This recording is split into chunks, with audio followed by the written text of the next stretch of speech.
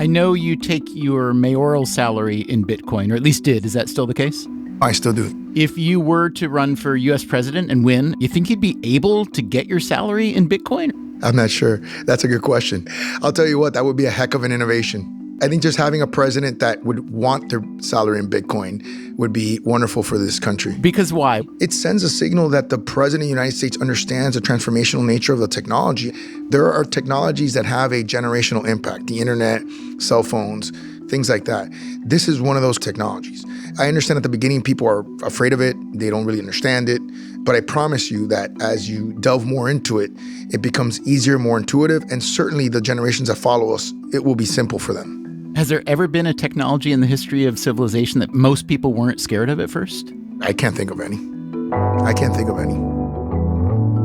Francis Suarez is the mayor of Miami, and he wants to make Miami the cryptocurrency capital of America. My thesis is that we have to be on the forefront of the innovation tsunami. We're starting to see a generational passing of the baton from the baby boomer generation, which is my dad's generation, to our generation. And I think that is important for cities. Now, your dad, who was mayor of Miami as well, obviously a really accomplished and bright guy. When you first started to talk to him about blockchain and Bitcoin, what was his response? Well, you have to understand my dad's story a little bit. You know, he's the ninth of 14 kids.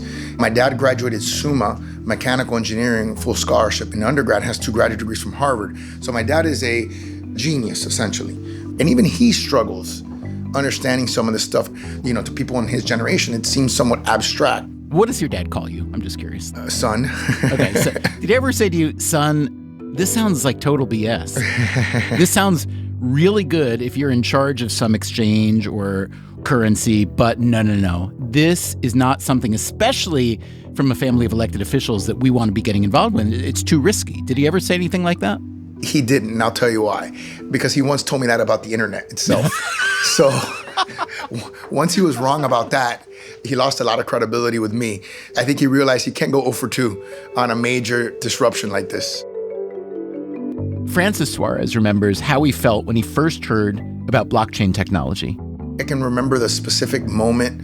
I just understood very easily and very intuitively the concept of there being a decentralized system of authentication, a decentralized system of data management, and a transparency mechanism that allows anyone to see it. And this understanding has led Suarez to a deep confidence.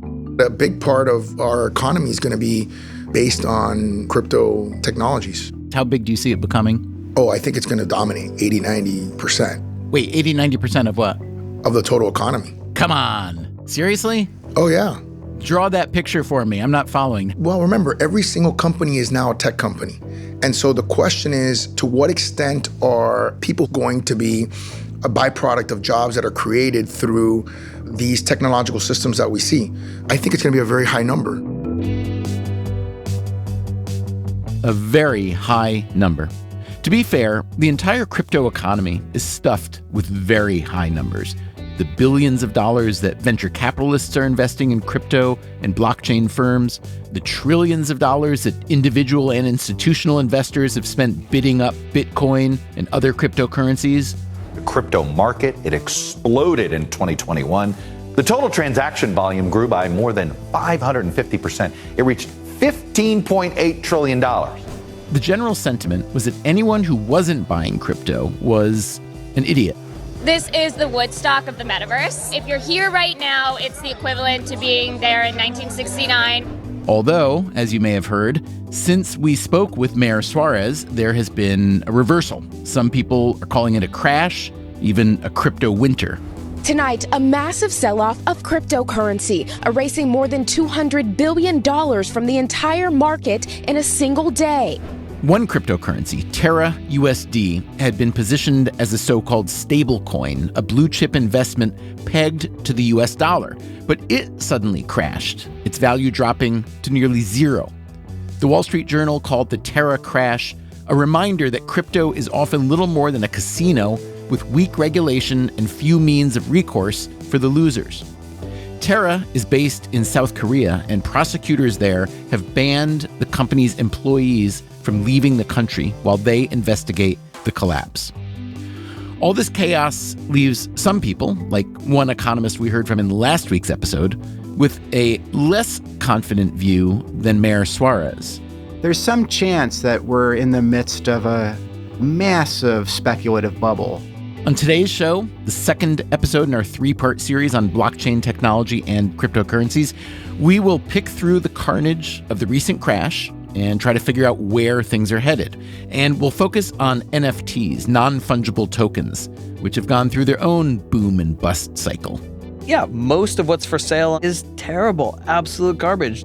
But amidst that garbage, there's some glory. We call it a smart contract, but we're really talking about programmable money.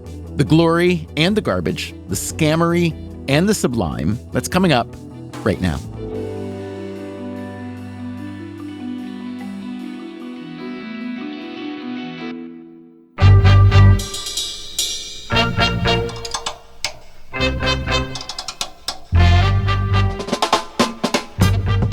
This is Freakonomics Radio, the podcast that explores the hidden side of everything, with your host, Stephen Dubner.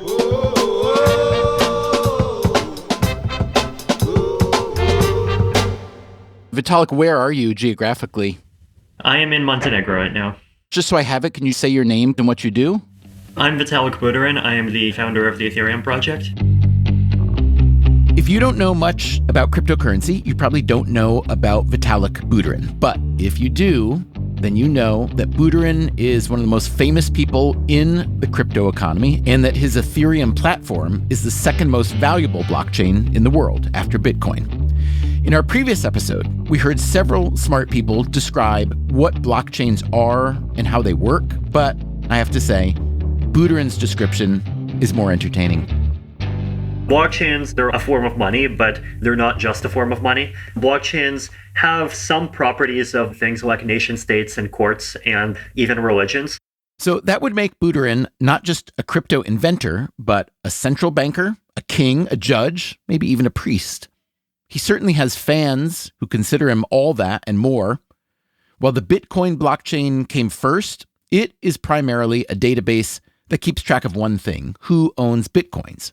The Ethereum blockchain is essentially a database of code. It is therefore more complicated and more versatile. I talk about Bitcoin being a pocket calculator, like it's a device designed to do one thing and one thing well. And the protocols that appeared in between Bitcoin and Ethereum, things like Mastercoin, for example, as a Swiss Army knife, so like they're designed to do 12 things and 12 things reasonably well.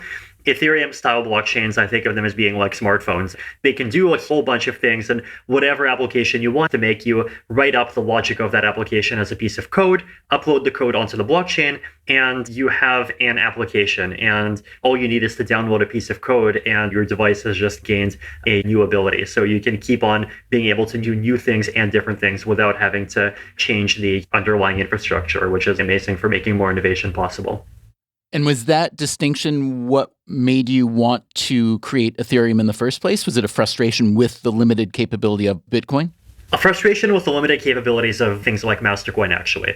I was in the Mastercoin project before I started Ethereum, and I eventually realized that, like, hey, you can fold 3 different features into one if you add more parameters. You can fold 10 features into one if you add a mini programming language. And I just kept on taking that train of thought and eventually got to the point where I realized, wait, just make a fully programmable system. What are the upsides and downsides of creating a fully programmable system? That question can't be answered now. It'll take years to play out. For now, let's try to understand how we've gotten to where we are. Bitcoin and the ensuing blockchain gold rush was invented in 2008 by someone calling themselves Satoshi Nakamoto, but very little is known about the identity of that person or people. Vitalik Buterin's biography, meanwhile, has become legend. He was born in Russia and moved with his parents to Canada when he was 6. When he first heard about Bitcoin during high school, he saw its appeal, especially the fact that it was a decentralized computing system. His favorite video game, World of Warcraft, had recently weakened the powers of his favorite character. On that day, he later wrote, I realized what horrors centralized services can bring. In 2012, he enrolled at the University of Waterloo, but he didn't stay long. The 8 months that I spent in university were actually very valuable to learn this really amazing level of computer science and linear algebra and background math relevant to cryptography. Soon after dropping out of college, Buterin published a white paper for the Ethereum blockchain. It praised Bitcoin, but argued that digital currency in and of itself wasn't much of an ambition. The more important part of the Bitcoin experiment, Buterin wrote, is the underlying blockchain technology, which, in his mind, had almost limitless potential. Ethereum is a really rich design space and is where we've seen a lot of interesting applications and projects built. That is Ariana Simpson. She's a partner at the huge venture capital firm Andreessen Horowitz. They have invested billions of dollars in tech firms like Facebook and Airbnb, and more recently in crypto startups. Bitcoin was the first cryptocurrency that really caught the mainstream eye. But Ethereum is fundamentally different in that it was really designed to be a blockchain computer in the sky that allowed developers to build different kinds of applications. Way back in the day, there was a Bitcoin developer named Mike Hearn, who was a senior engineer at Google, really, really deep tech guy. And he built a crowdfunding platform on Bitcoin. And it took him 8 months to do. Once Ethereum was launched, you could literally build the same thing in a couple of hours.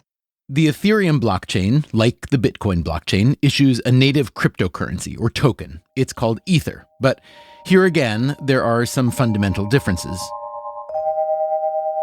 Ethereum and several others like Solana and Cardano are programmable cryptocurrencies on which you can write smart contracts. That's Chris Giancarlo. He is a former chairman of the Commodity Futures Trading Commission, one of the agencies that has started to regulate the crypto economy in the U.S. Giancarlo's nickname and the title of his book is Crypto Dad. The other blockchains he mentions, Solana and Cardano, are essentially copies of Ethereum and Vitalik Buterin's biggest innovation, smart contracts. We call it a smart contract because it's actually a good analogy, but we're really talking about programmable money. A smart contract hinges on what programmers and logicians call a conditional statement or an if-then statement. If this happens, then that happens. Buterin's idea was to allow people to build that logic into a blockchain. I'll give you a really kind of fun example. Let's say you're a septuagenarian, you've got some wonderful grandchildren, you've had a successful life, you want to leave them some money. Well, from the medieval era to now, the way you do that is you go find somebody younger than you and you appoint them a trustee or an executor, and you say, here's what I want done when I'm dead. Now, the only thing you've got to hold them to it is that they're trustworthy. That's why they're called a trustee. They may run off with the money. You're dead. You can't do anything about it, right? Well, what if you use programmable money instead of an executor? Let's say your instructions before you died were, provided my grandchildren get college degrees and are sober and drug-free, they each get $100,000. Then you die. Instead of going to the trustee and saying, I promise you I'm drug-free, they actually breathe into their mobile device. Their college degree is uploaded to the mobile device, and suddenly there's $100,000 on the mobile device. It was programmed into the money. Here's another example. I live in New Jersey. The ownership of my house is recorded in a county registry at the county courthouse that says Chris Giancarlo and his wife own this house. Recording that ownership on a blockchain, even a less programmable blockchain like Bitcoin, would be an upgrade over the file cabinet at the county courthouse. The breakthrough of this technology is you will be able to record to a universal ledger out of your country, around the globe, that can't be forged or changed. But Vitalik Buterin's smart contract idea extends that advantage by allowing automatic updates to the ledger. Today, when a piece of property changes hands, there is a complicated routine involving title searches and lien searches, with lawyers holding money in escrow to make sure no one's getting ripped off. Theoretically, Buterin says, a smart contract could clean up that mess. A lot of those things could just be done much more easily if there was a clear on-chain thing. Now, some of those things are technically not gains from decentralization, they're gains from automation, and so you could conceivably do it with a centralized automated system. But I do think that doing things on the blockchain does have some actual benefits in terms of verifiability, authenticity, giving people the ability to independently challenge the results if the system gets hacked, for example. From the beginning, Buterin envisioned a variety of non-financial use cases for the Ethereum platform. The Ethereum white paper talked a lot about decentralized autonomous organizations. Decentralized autonomous organizations, also known as DAOs or DAOs. And, these days there's like a DAO for pretty much everything. There's a DAO for life extension research. There's a DAO for Ukraine. There's like a DAO for pretty much every topic at this point. So that hasn't been very surprising to Buterin, nor have many of the financial use cases he discussed in the white paper. I talked about stable value cryptocurrencies and options and different things like that. And today that all exists. It's called DeFi. DeFi meaning decentralized finance.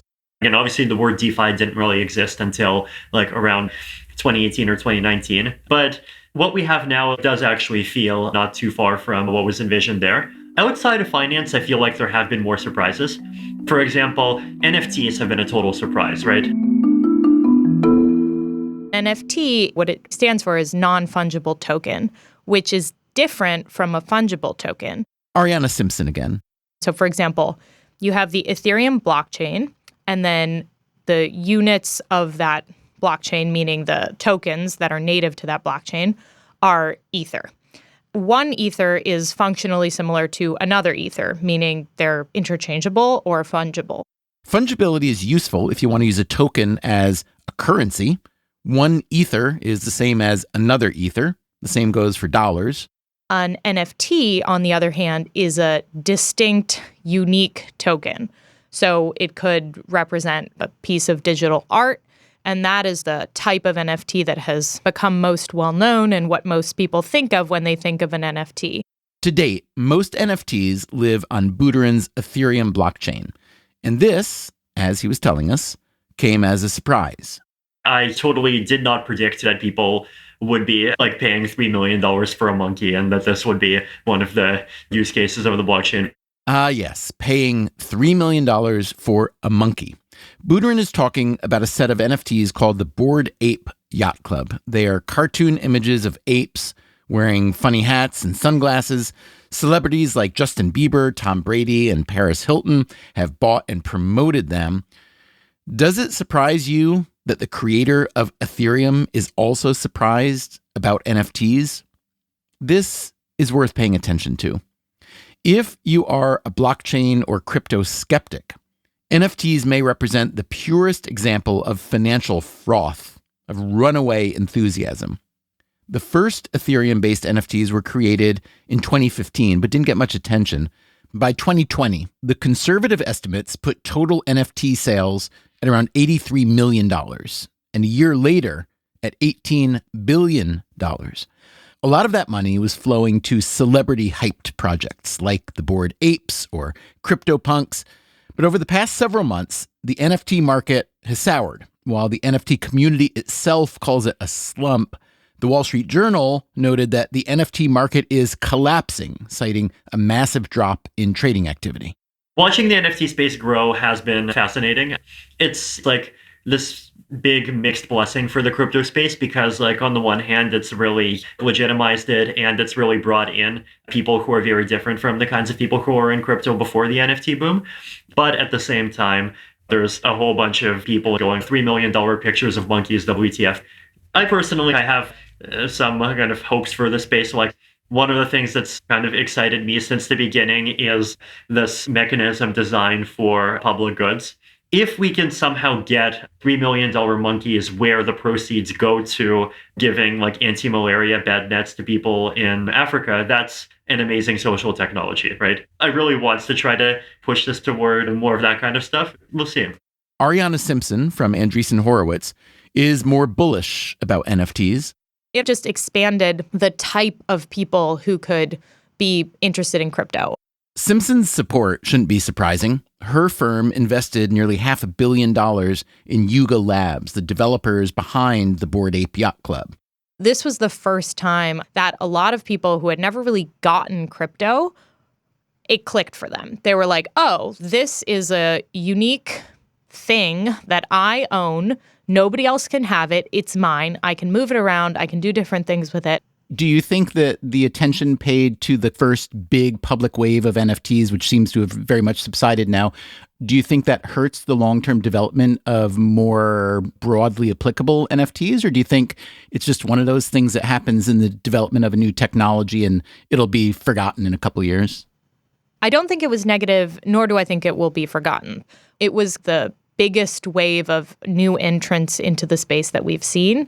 And as we continue to see this technology develop, that's really important because ultimately for it to reach its ultimate audience, we need to not just have a bunch of crypto nerds.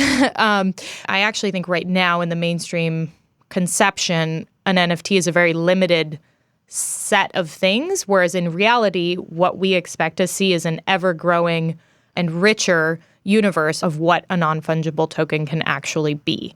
So you could, for example, represent a membership pass with an NFT, or you could represent a credit score with an NFT. So I'll admit my very first reaction when I came across NFTs was like, oh, this seems kind of bubbly. That's Eric Budish. He is an economist at the University of Chicago.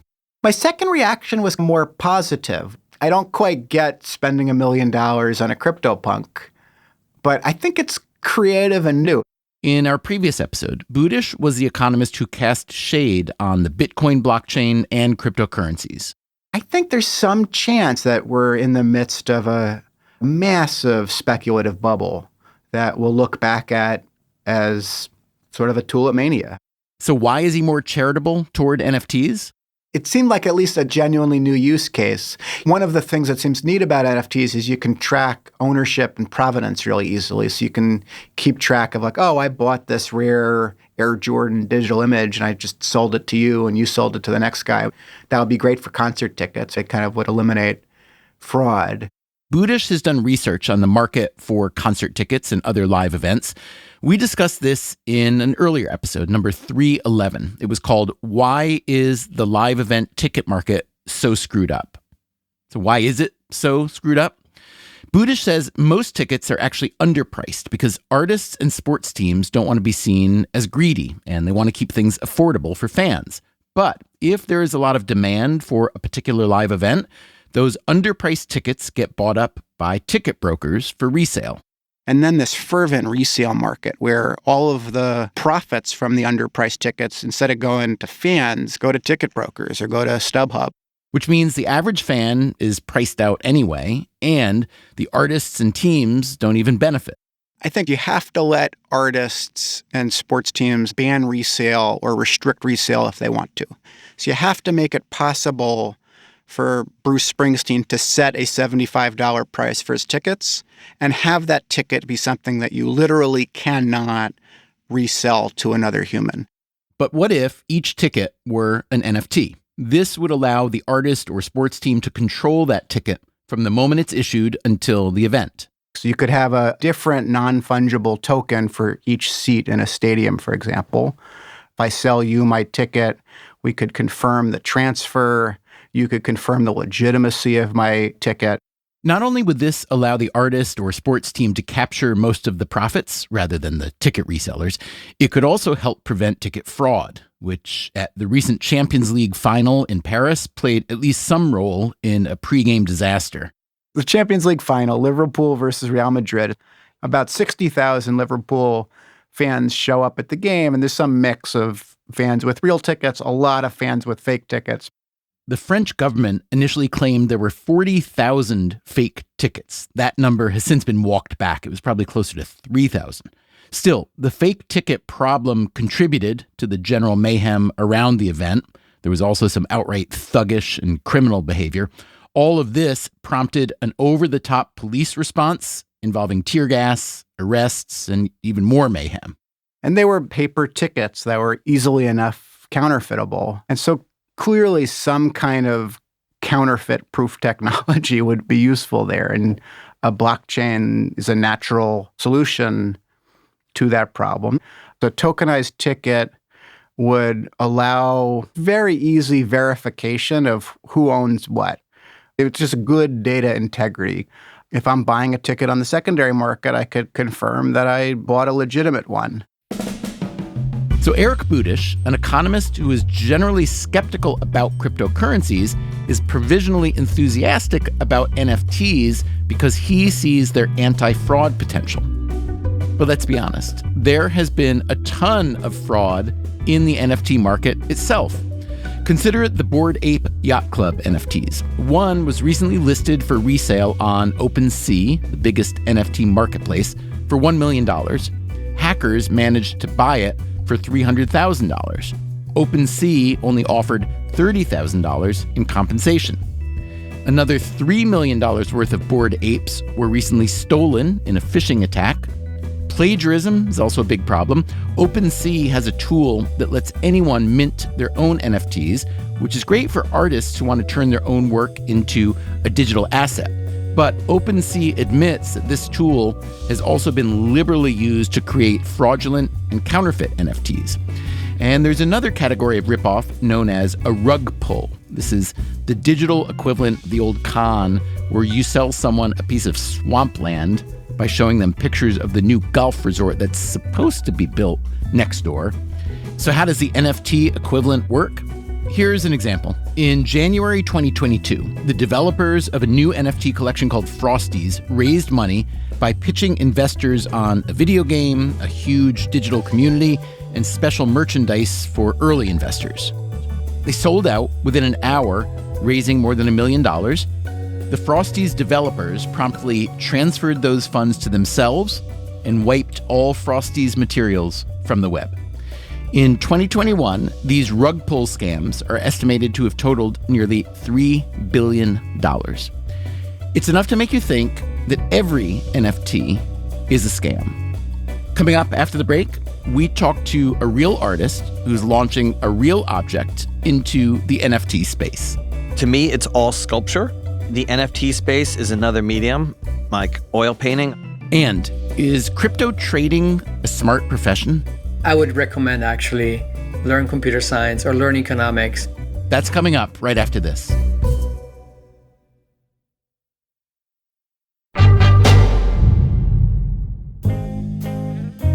In last week's episode, we started to hear about a new NFT collection from the artist Tom Sachs. It is a model rocket project. So the rocket is 9 1/4 inches tall and about 1 inch in diameter. Sachs is a sculptor, a maker, and a troublemaker. His work can be found in some of the world's best museums and collections. His interest in crypto goes back a while. I was interested in cryptocurrency about a decade ago when I first heard about it, and everyone talked me out of buying Bitcoin when it was $110. Who's everybody? My accountant, my family. And they said to you what? They said it's too experimental and it's too risky because we don't know what's going to happen with it. As of this recording, Bitcoin sells for around $20,000. So yeah, Sachs has some regrets about not buying at $110. Why did he want to buy back then? Because I started to understand how it worked. The idea of decentralization, of doing commerce outside of the traditional banking system, I understood immediately its potential for changing the world, for having a peaceful revolution, for getting the money out of the institution into the hands of individuals, to not depend on this completely slanted, immoral banking system that makes the rich get richer and the poor get poorer. Could I invite you to speak your mind a little bit more fully about the banking system?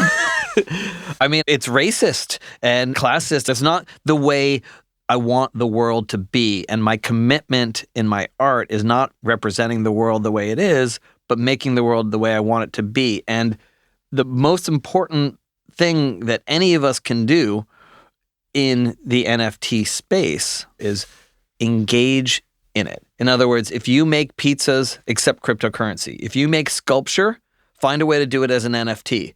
And then it becomes real, because money is an illusion by which we all live and die. But it works because we all believe that piece of paper that says 1 on it is worth 1, and the one that says 100 on is worth 100, because we all agree on it. And that's why NFT is working, because enough people agree in it. But what if I say to you, the fiction or the illusion of money has been around for quite a few centuries now, to the point where all the systems and beliefs around it are so entrenched that you don't really have to wonder.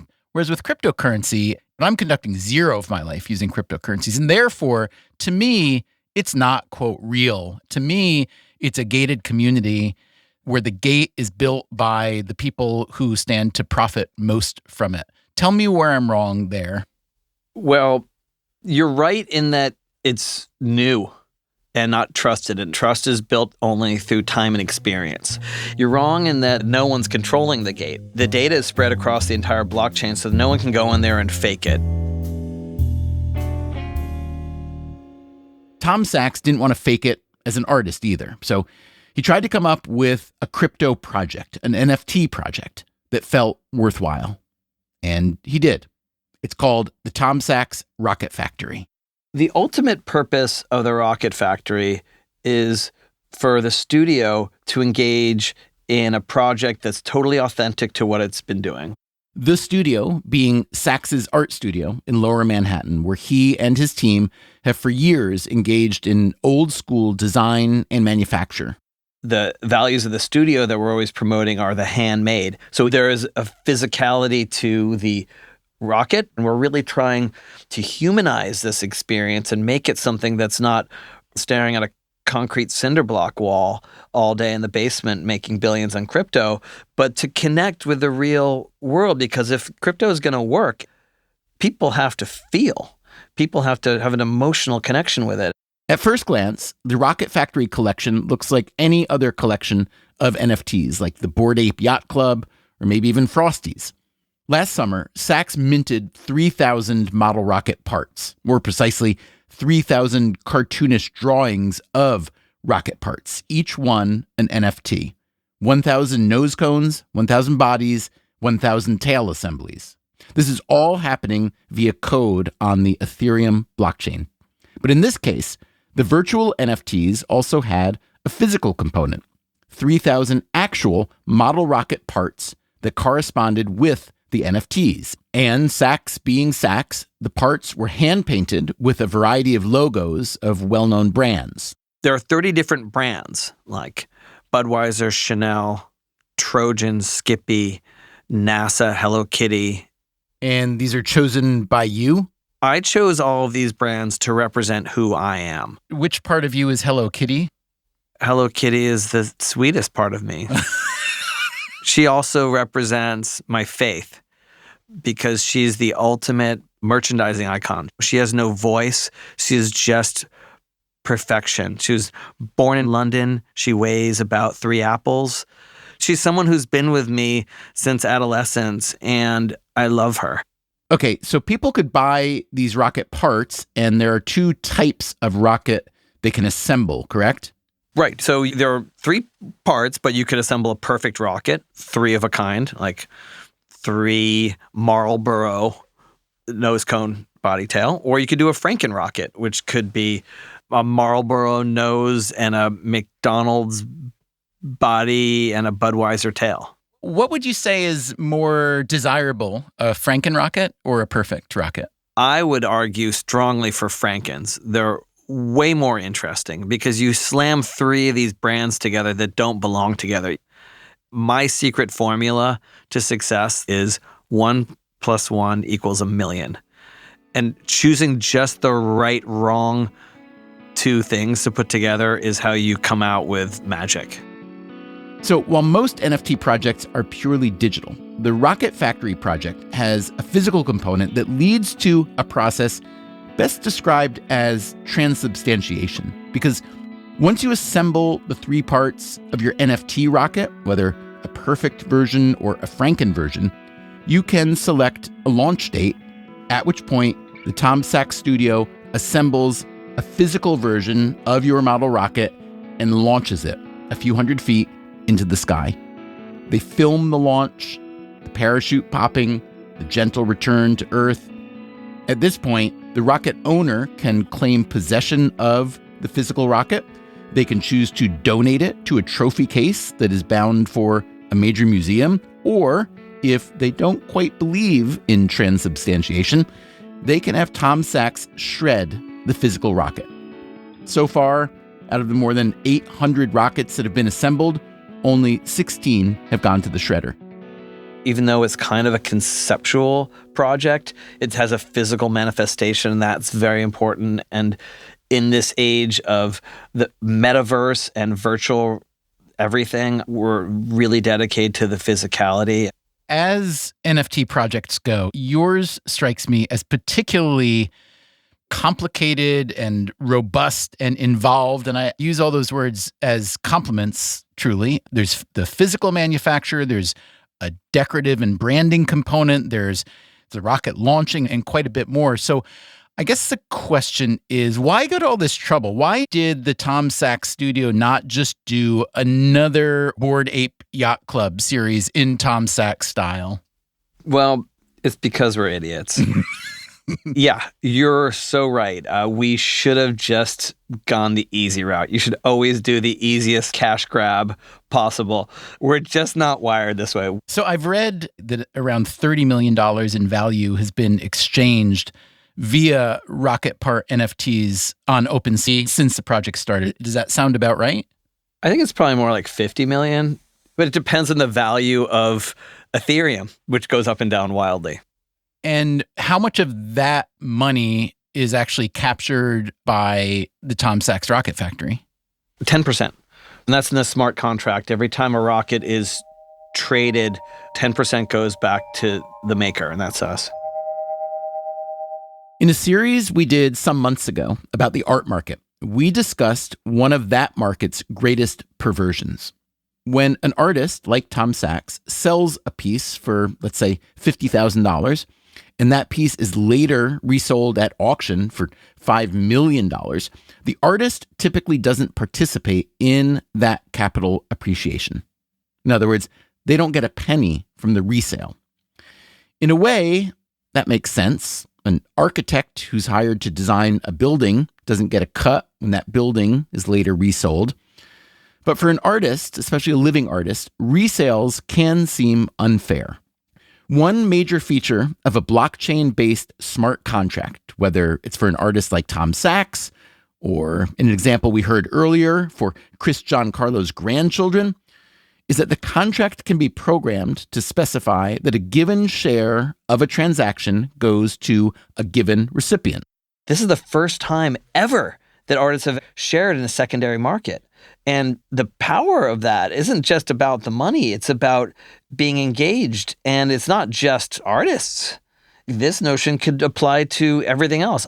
I think we're going to look back in 10 years at this space and be like, what was CryptoPunks? Like, no one's going to care because it's not going to be about art anymore. It's going to be that the artist brought the utility to other things. And it's going to be real estate or something. I don't know what it's going to be, but it's funny that it's art right now. I think we're going to look back and laugh. Hopefully they'll allow creators, whether it's journalism, music, media, or art, to retain more of the value of what they create. That is Christian Catalini. He's the founder of MIT's Cryptoeconomics Lab. The type of communities that are emerging around digital art could not have been sustained under old technology. And to some extent, all of these crypto assets only have value because people believe they have value and they build a community around it.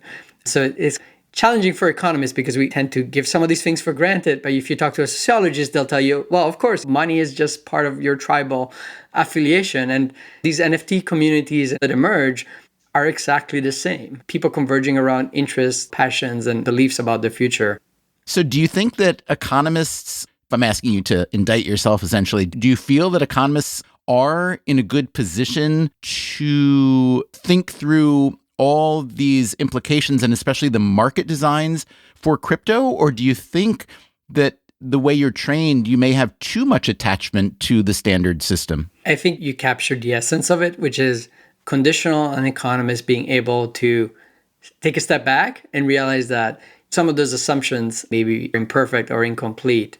I do think that economics as a profession has a lot to add to this space, just to make it more robust, more resilient, more thoughtful. What would you say are the biggest misperceptions about NFTs?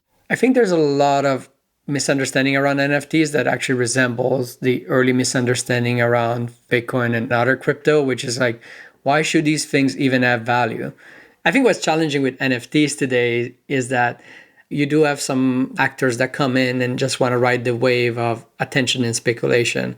But on the other side, you have very serious founders that are trying to create something different to emancipate creators. Do you ever feel that the hype or the intense attention on cryptocurrencies as a speculative asset, and now NFTs is something that many people think are Ponzi-ish or speculative or potentially fraudulent? Do you think all that attention to those elements of this new technology are hurting the larger blockchain cause generally?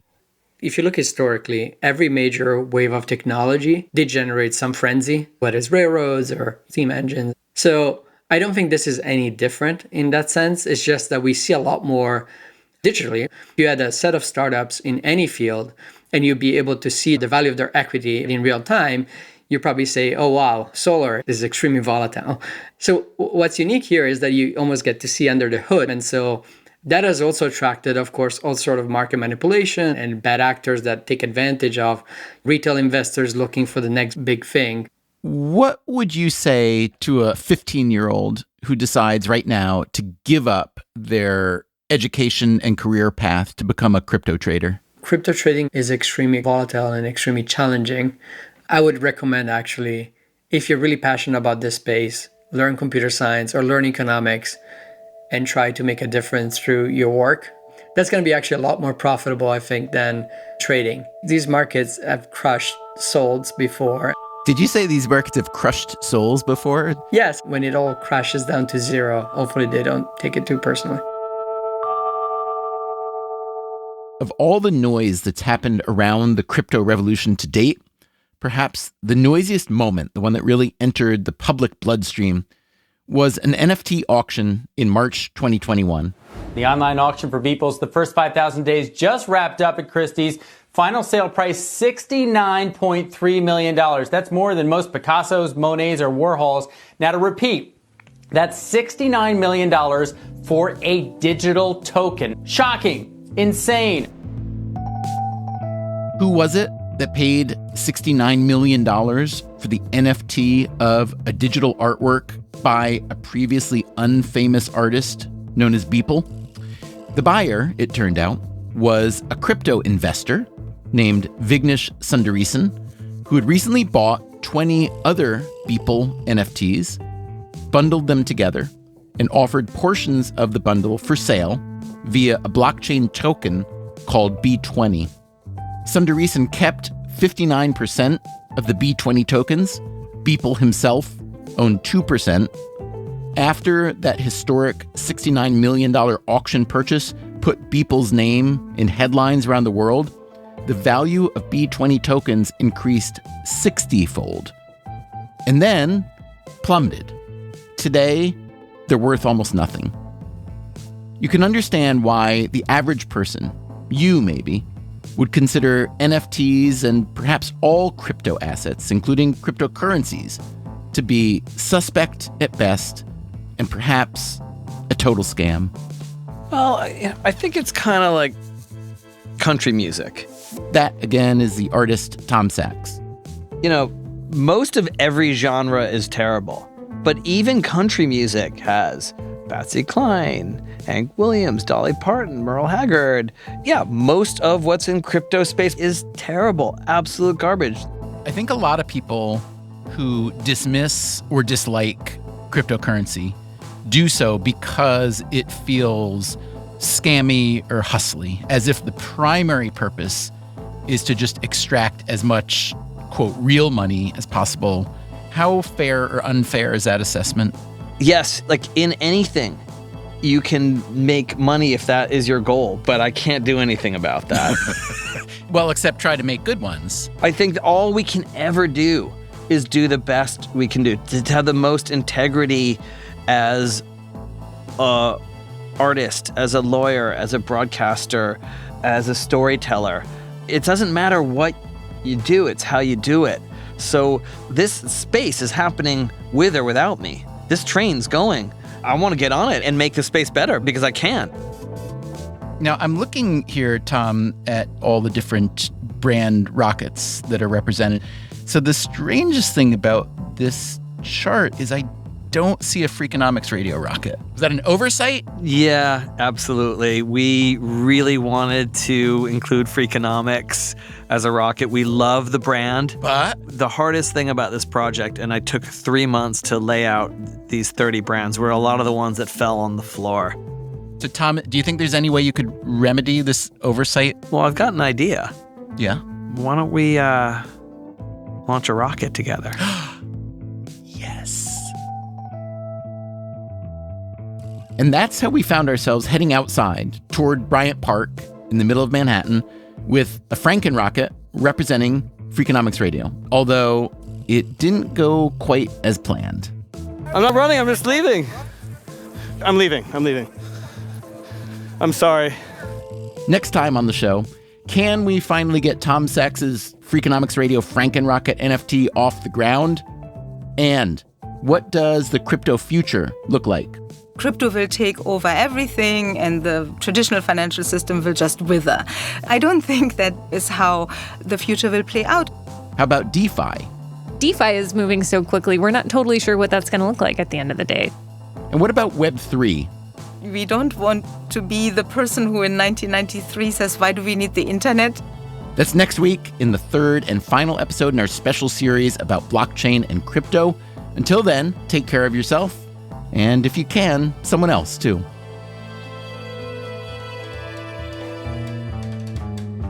Freakonomics Radio is produced by Stitcher and Renbud Radio. You can find our entire archive on any podcast app.